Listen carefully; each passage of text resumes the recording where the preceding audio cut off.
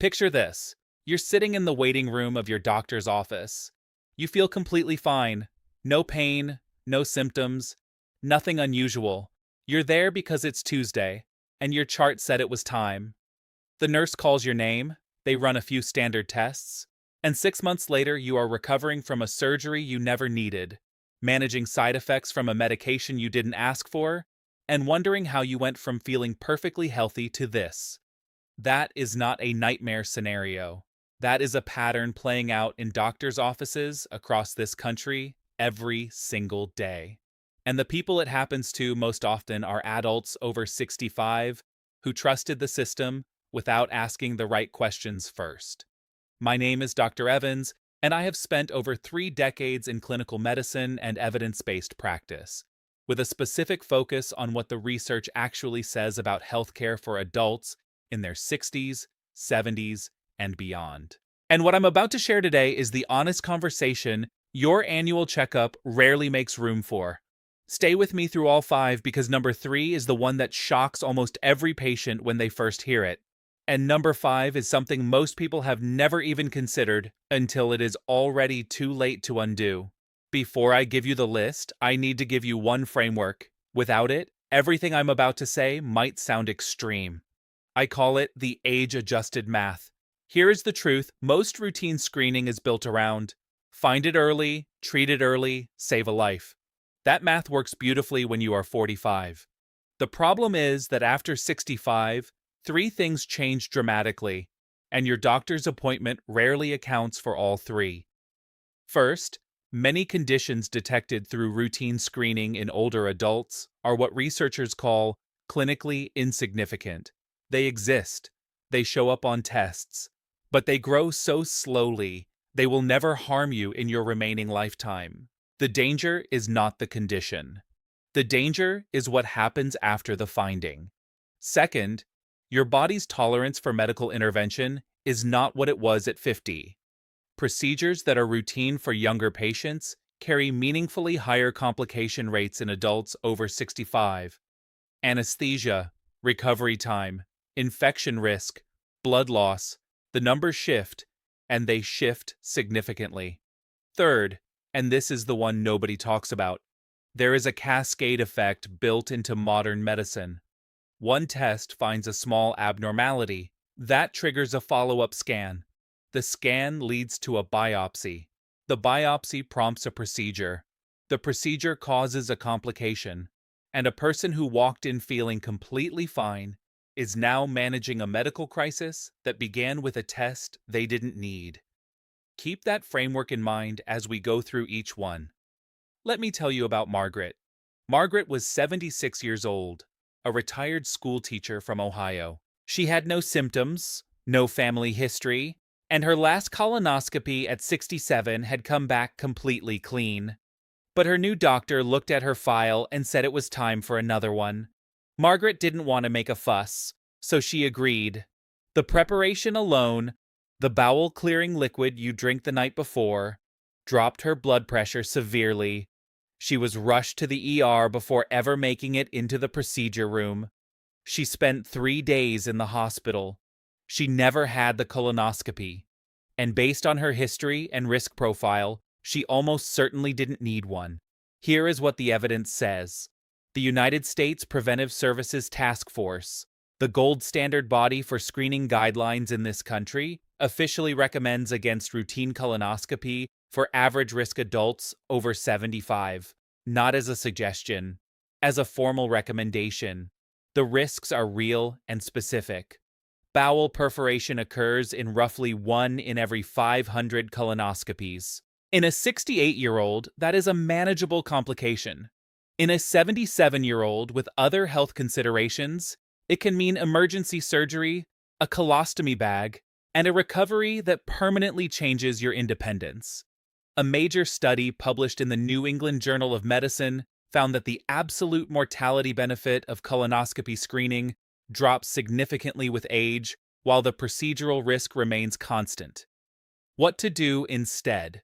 Ask your doctor about the Cologuard stool DNA test or the annual FIT test. Both can detect genuine warning signs without threading a scope through your colon. And if you have symptoms, blood in your stool, unexplained changes in bowel habits, abdominal pain, that changes the equation entirely. Get evaluated. Symptoms are a different conversation than routine screening. I want to be precise here, because this is the one people push back on most. I am not saying never screen for cancer.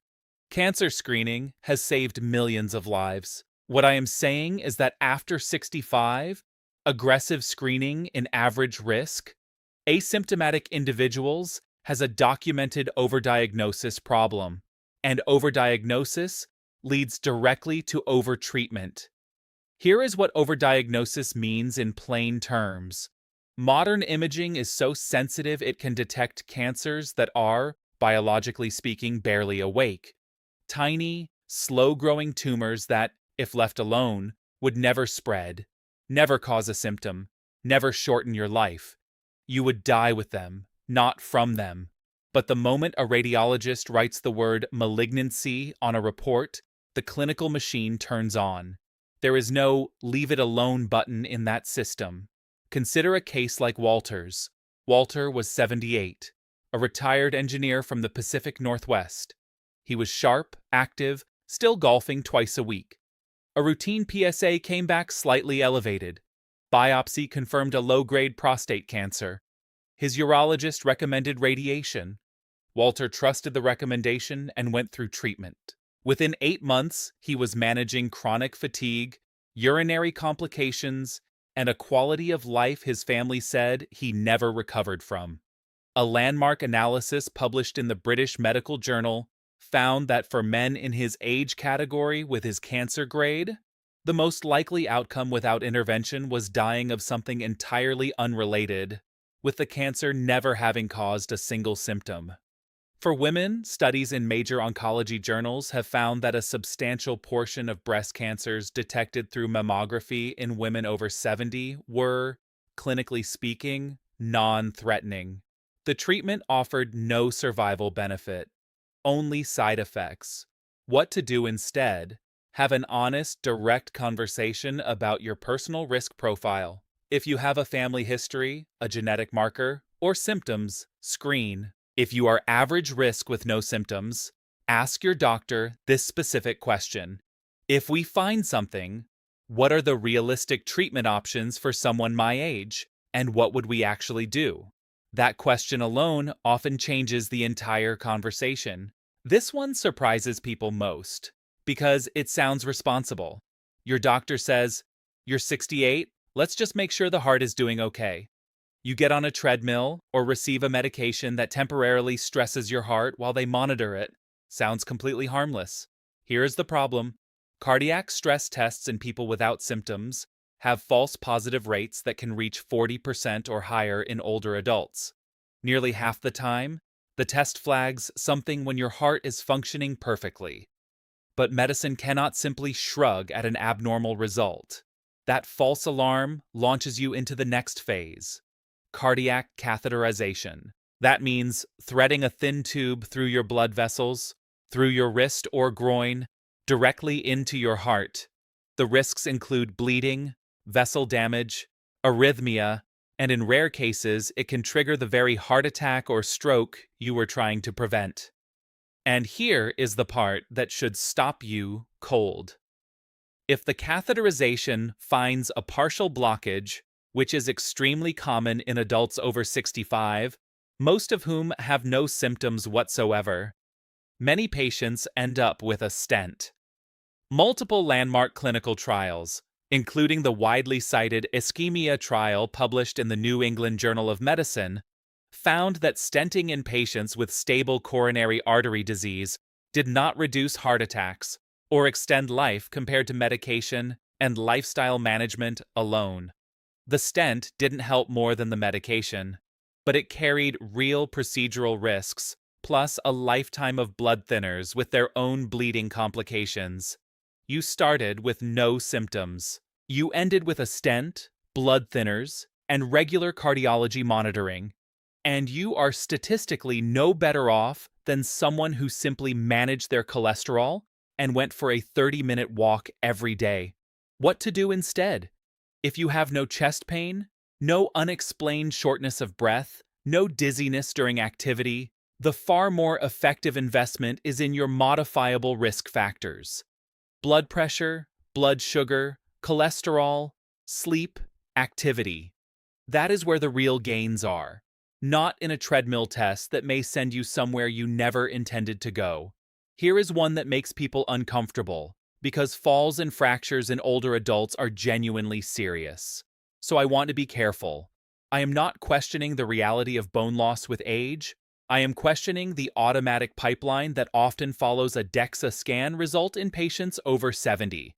A DEXA scan detects low bone density. Your doctor prescribes a bisphosphonate, medications like alendronate or risdronate. You take them for years assuming you are protected. Here is what often goes unmentioned. Long-term bisphosphonate use is associated with a rare but serious condition called atypical femoral fractures, spontaneous stress fractures in the thigh bone, the very bone you are trying to protect. These fractures frequently require surgery. These medications are also linked to osteonecrosis of the jaw, a painful deterioration of jawbone tissue that is notoriously difficult to treat.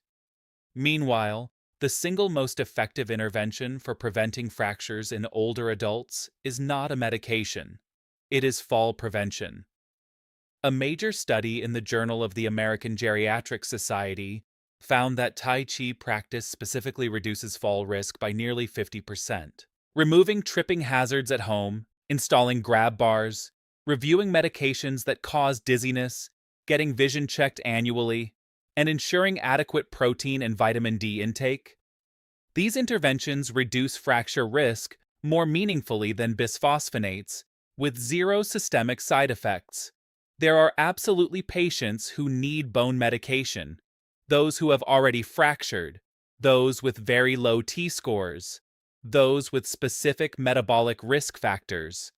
But an active 67-year-old with no fracture history receiving an automatic 5-year prescription from a single DEXA scan result? That is a conversation worth having before the prescription is written. Ask your doctor this: before we discuss medication, can we first review my fall risk factors together? And what is the actual fracture risk reduction from this drug compared to a structured balance and strength program? This is the one almost no one is talking about. And based on what the medical literature shows, it may be the most quietly consequential of all 5. A carotid artery ultrasound screens the large blood vessels in your neck that carry blood to your brain. The reasoning sounds logical. Find a significant blockage early, surgically clear it, reduce stroke risk. Here is the reality. The surgical procedure used to treat a carotid blockage, called a carotid endarterectomy, carries a 2 to 3% risk of causing a stroke during or immediately after the surgery. In older adults, particularly those with other health conditions, that risk is higher. The United States Preventive Services Task Force explicitly recommends against routine carotid artery screening in adults who have no symptoms, no mini-strokes, no vision loss episodes, no neurological symptoms of any kind. Their formal analysis concluded that for asymptomatic people, the risk of surgical harm outweighs the potential benefit. Here is why. Many adults over 65 have some degree of narrowing in their carotid arteries. It has often been stable and silent for years, causing no problems whatsoever.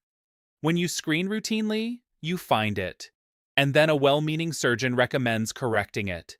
But surgery on a blockage that was never causing symptoms can dislodge a tiny piece of plaque that travels directly to the brain. The medical literature documents patients who walked into a routine screening appointment and left on an entirely different life trajectory. Not because of the blockage that was found, but because of the intervention that followed. What to do instead? If you have no symptoms, the far better investment is in controlling the actual modifiable stroke drivers. High blood pressure, the single largest stroke risk factor, blood sugar, smoking, atrial fibrillation management, physical activity. These are the levers that actually move your risk. If you do experience any neurological symptoms, even brief ones that resolved on their own, sudden vision changes, facial drooping, arm weakness, speech difficulty, get evaluated immediately. That changes everything. That is a medical emergency and a completely different situation than routine screening. Every time your doctor recommends a test, especially if you are over 65 and you feel well, I want you to have these 5 questions ready. Write them down, put them in your phone, bring them to every appointment. Question 1. What is the false positive rate of this test in people my age? This tells you how often this test triggers unnecessary follow-up procedures even when nothing is actually wrong. Question 2. If this test finds something, what are the realistic treatment options for someone my age and health status? This forces the conversation toward outcomes, not just findings. Question 3. What is the procedural risk of any treatment we'd likely pursue? Most people never think to ask this before a test. Every procedure carries risk. You deserve to know it before you start. Question 4. What happens if we monitor this rather than treat it? For many conditions found in older adults, watchful waiting with regular check-ins is not giving up. It is often the clinically superior choice. Question 5. What is the most effective non-invasive intervention for this condition? Because as we covered today, with bone health, heart health, and stroke prevention, lifestyle and medication frequently outperform procedural intervention at a fraction of the risk. Any good physician will welcome these questions. They will respect you more for asking them. And if your doctor makes you feel difficult for raising them, that is important information. Your body has been working for you for decades. Your heart has beaten roughly 100,000 times every single day without being asked. Your bones have carried you through everything. Your arteries have moved oxygen to your brain through 6, 7, 8 decades of life. There is a difference between medicine that finds things and medicine that helps you live well.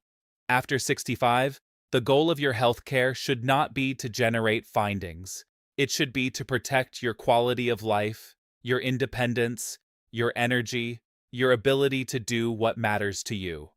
The best physicians understand that recommending watchful waiting sometimes takes more wisdom than ordering another scan, that doing less at the right moment is its own form of expertise. You have the right to know what a test is looking for. You have the right to know what happens if something is found. You have the right to ask whether a finding would actually be treated and whether that treatment would genuinely improve your life. Start asking those questions tonight, not next month, tonight. If this gave you a new way to think about your health after 65, please subscribe. Every week, I share evidence-based, honest health information designed specifically for adults over 60, in plain language without the jargon. If this video helped you, hit like. It helps this message reach someone else who may be sitting in a waiting room right now, about to say yes to something they haven't had the full picture on yet. And leave a comment below. I want to know, have you ever had a routine test that led somewhere you didn't expect? Your experience could be exactly what someone else needs to hear before their next appointment. Drop your story below. Share this with a parent, a partner, a friend. You may never know whose life you change. Take care of yourselves. I'm Dr. Evans, and I'll see you in the next one.